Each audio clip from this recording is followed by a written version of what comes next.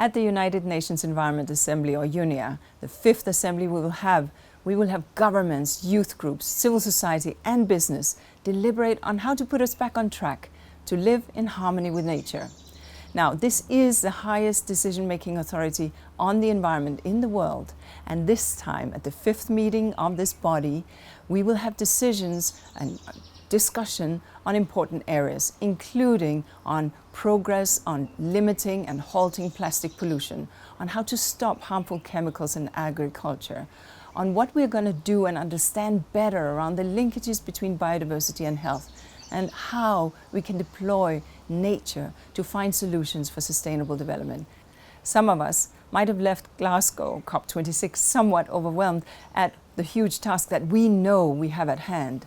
So let us now say that at UNEA, in beautiful Nairobi, this is our chance to begin to act on what the science is telling us.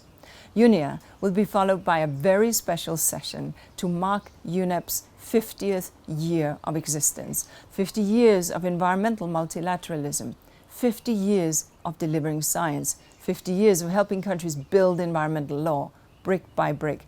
But don't get me wrong, this isn't a birthday party. This is about how we rise differently and with ever greater impact to deliver for a people and a planet in emergency.